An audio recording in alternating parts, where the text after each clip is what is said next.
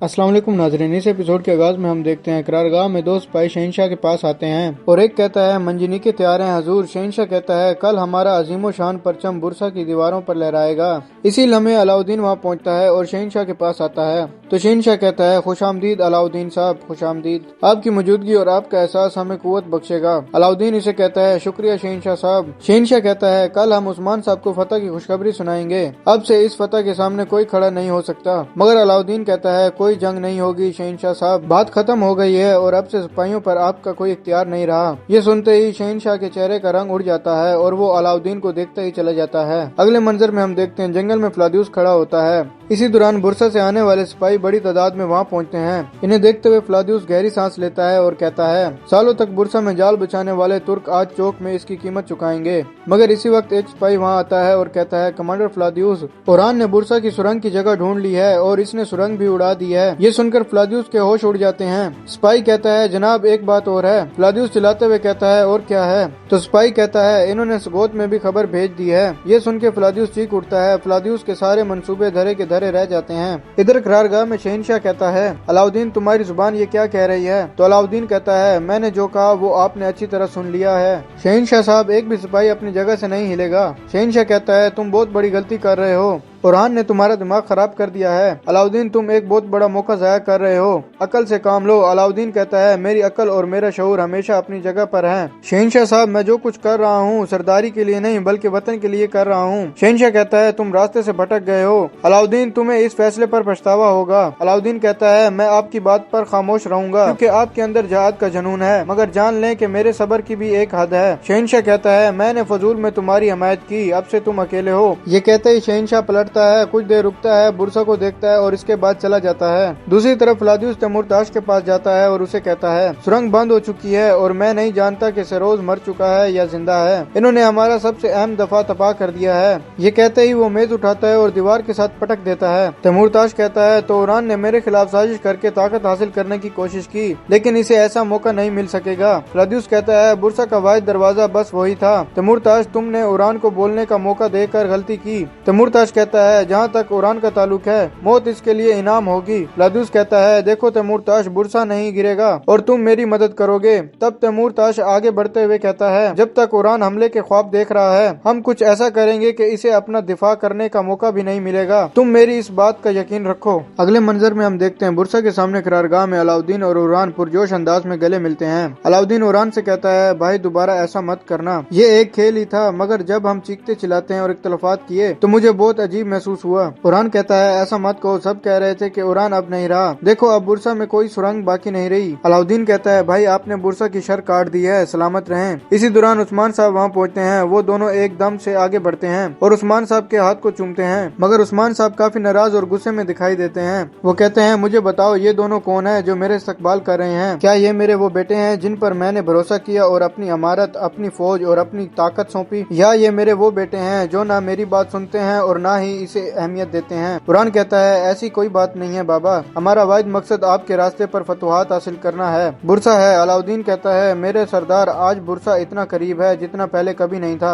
ये सुनकर उस्मान साहब कहते हैं मसला ये नहीं है कि बुरसा कहाँ खड़ा है, मसला ये है कि तुम दोनों कहाँ खड़े हो, मेरे साथ हो या मेरे मुकाबिल। ओरान क्या तुम्हारी जिद और मेरी मोर की नाफरमानी की कोई वजह है? और तुम अलाउद्दीन जिस ईमानदार को मैंने मुकर्रर किया था इसे मखरूज करने की कोई वजह है? तो ओरान कहता है मेरे सरदार यकीनन वजह है, इसकी जिम्मेदारी मुझ पर आयद होती है, मैं जिम्मेदार हूँ। उस्मान साहब अलाउद्दीन की जानिब देखते हुए कहते हैं तुम्हारा भाई कहता है कि मैं जिम्मेदार हूँ। अलाउद्दीन बताओ क्या इसने तुम्हें इस खेल में मोहरा बनने पर मजबूर किया? अलाउद्दीन कहता है बिल्कुल नहीं बाबा, हमने जो भी किया मैं और मेरे भाई ने मिलकर किया, जितने वो जिम्मेदार हैं इतने ही मैं जिम्मेदार हूँ। कुरान कहता है हमने जो कुछ भी किया कई कबीले के मुस्तकबिल के लिए किया। मेरे सरदार फतवात के इस रास्ते के मुस्तकबिल के लिए जो आपने खोला है, हमने जो कुछ भी किया वैसे ही किया जैसे आपने हमें सिखाया, हम इस रास्ते से नहीं हटे जिसे हमने सही समझा। उस्मान साहब कहते हैं मैंने तुम्हें सीधे रास्ते पर चलना सिखाया था, ना कि रास्ते से भटक जाना। अलाउद्दीन कहता है मेरे सरदार दुश्मन मुत्तहिद होकर चारों तरफ से हमारी तरफ बढ़ रहे थे, अगर हम बुरसा की जानिब बढ़ते तो कबीले में, सगोत में और बाकी तमाम इलाकों में कोई बाकी ना रहता और हमारी सारी आवाम मार दी जाती।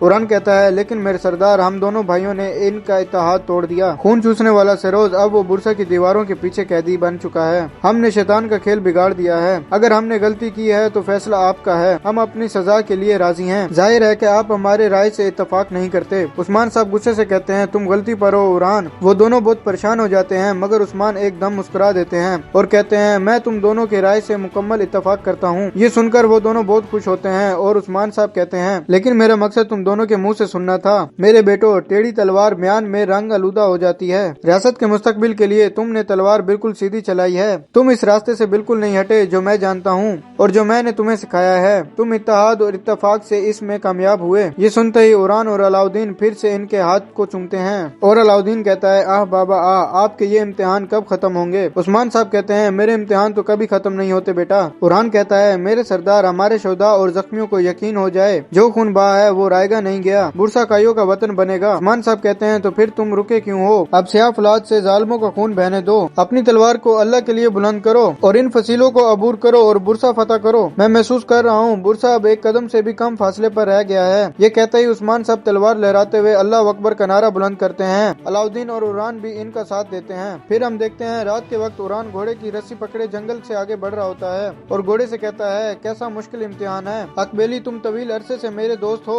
मेरे दुख सुख के साथी हो। अकबेली, मुझे बताओ, तख्त पर कब्जा करना और ताकत हासिल करने की ख्वाहिश कैसा मुश्किल इम्तिहान है, जो भाई को भाई, बाप को बेटे और बेटे को बाप का दुश्मन बना देती है। मेरे रब ने हमारी मदद की और हमें सुकून मिला। क्या हम ये सारी जद्दोजहद इस तख्त पर बैठने के लिए कर रहे हैं? अगर ऐसा है तो ऐ अल्लाह, मैं तुझसे पनाह मांगता हूँ। अल्लाह मेरी जान ले ले और मुझे इस फानी दुनिया की खातिर रुसवा न कर और मुझे शैतान के जाल में न पड़ने देना। लेकिन अकबेली, मेरे खून में एक पागल घोड़ा दौड़ रहा है। ये सुन के घोड़ा इससे मुंह मोड़ता है, उछलने लगता है तो उरान कहता है, रुको रुको, हसद न करो, वो मेरी रगों में गर्दिश कर रहा है, मुझे ख्वाब से दूसरे ख्वाब में लेकर जा रहा है। मैं कहता हूँ ये अजाब जो हम सह रहे हैं अब खत्म हो जाएगा और ये वतन अब हमारा हो जाएगा और हमारा परचम नई सरजमीनों पर लहराएगा और वहाँ भी अजान मोहम्मद दी जाएगी। यानी जो तुम्हें समझना है अकबेली के मेरे अंदर फतह की एक ऐसी आग है जो कभी नहीं बुझती। ये कहते ही उरान घोड़े से प्यार करने लग जाता है और इसी दौरान एक नोकदार चीज इसके गले पे आ लगती है। उरान इसे निकाल तो देता है मगर चंद लम्हे के बाद ही जमीन पर गिर जाता है। ये देखते ही घोड़ा भाग पड़ता है और उरान धुंधली आंखों से देखता है कि दो लोग इसकी जानिब आ रहे हैं। फिर हम देखते हैं उरान एक मकाम पर लेटा होता है और इसकी आंखें खुल जाती हैं। वो इधर उधर देखने के बाद उठ के बैठ जाता है तो सामने सफेद दाढ़ी वाले बुजुर्ग बैठे होते हैं। उरान उठने ही लगता है कि बुजुर्ग उसे बैठने का इशारा करते हैं और सलाम के बाद कहते हैं, हम वो हैं जो कहते हैं कि रियासत चली जाती है मगर रवायात बाकी रहती हैं। हम वो हैं जो कहते हैं कि नीला आसमान हमारे ऊपर नहीं गिरता और हमारे नीचे ये स्याह जमीन नहीं फटती, तब तक हमारी रवायात को कौन बिगाड़ सकता है। हम वो हैं जिनका राज इनकी गैर मौजूदगी में और इनकी गैर मौजूदगी का राज इनकी मौजूदगी में है। कुरान कहता है, शुक्रिया, खुशी हुई, मुझे आपने शर्फ बख्शा, लेकिन जब आप इस कदर पोशीदा हैं और इस कदर कदीम हैं तो मेरा सवाल ये है कि तुर्क रियासत का ये हाल क्यों है, आलम इस्लाम का ये हाल क्या है। बुजुर्ग कहते हैं, तुम बुरसा किला फतह नहीं कर सके, तुम भरपूर हमले की तरफ नहीं बढ़ सके। जब तुमसे पूछा जाता है तो कहते हो मैं बुरसा को तबाह नहीं करना चाहता। बताओ क्या बुरसा की तामीर ज्यादा मुश्किल है? ये शिकस्त का दुख। उस्मान सरदार के बेटे, ये कैसी क़यादत है? कुरान कहता है, मैंने अपने दिल में खुद से ये सवाल किया, मैंने दिन रात इस सवाल का अजाब सहा, मैंने जमाने भर का सफर किया और कहा कि कहाँ है वो जंगेज खान जो आधी दुनिया का मालिक था।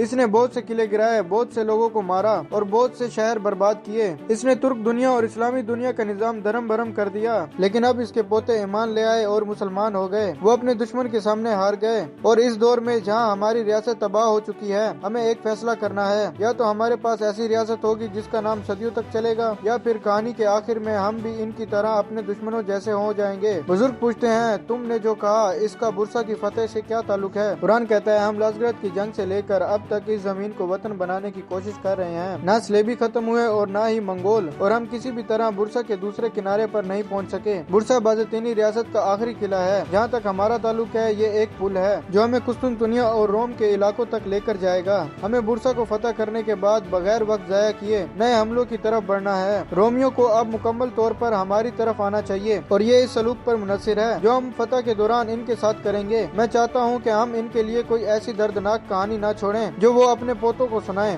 ताकि वो भी इस रियासत के फर्जंद बने और वो बेहतरीन कौमें जो हमारे इस सलूक को देखेंगी वो हमारी रियासत के साए में पनाह लेंगी। बुजुर्ग मुस्कुरा देते हैं और कहते हैं, अच्छा, अनातोलिया के तुर्कमान सरदारों के हालात के बारे में तुम क्या जानते हो? कुरान कहता है, हम سلجوقی ریاست کے زوال کے ساتھ بکھر چکے ہیں اور ہماری قوم اپنے نئے عظیم رہنما کی تلاش میں ہے۔ ترک قوم ایک ایسی قوم ہے جو ایک رہنما کے گرد جمع ہوتی ہے۔ اب کائی قبیلہ، درمیان قبیلہ یا بنی منتشق کا قبیلہ یا کرمیان امارت ہماری نئی ریاست کی قیادت کرے گی۔ میں دیکھ سکتا ہوں کہ سب اس فرض کا مطالبہ کر رہے ہیں، مگر یقیناً یہ تو وقت ہی ہمیں دکھائے گا، لیکن میں عثمان سردار کا بیٹا ہونے کے ناطے اس فرض کا طلبگار ہوں۔ عثمان صاحب کی ریاست کو ترکوں، عالم اسلام اور پوری انسانیت کی نئی ریاست بنانا چاہتا ہوں۔ اس راستے میں اگر جان دینی پڑے تو جان اور اگر خون دینا پڑے تو خون۔ بہادر قربانی دینے والے اور عمل کرنے والے ہی تاریخ لکھتے ہیں۔ بزرگ قرآن کی باتوں سے بہت متاثر ہوتے ہیں اور کہتے ہیں ہم نے سنا اور ہمیں خوشی ہوئی، اللہ تمہارا حامی و ناصر ہو۔ اب کیونکہ تم طلبگار ہو تو تمہیں 3 راز اور 1 امانت دیں گے، کیا تم راز اور امانت کی حفاظت کرنے کے لیے راضی ہو؟ قرآن کہتا ہے یہ کس کے راز اور کس کی امانت ہیں؟ بزرگ کہتے ہیں یہ وہ راز اور امانت ہیں جو ان بہادروں کو دی جاتی ہیں جن کا تم خواب دیکھتے ہو۔ بزرگ کے اشارے پر سپاہی صندوق لے کر آگے آتا ہے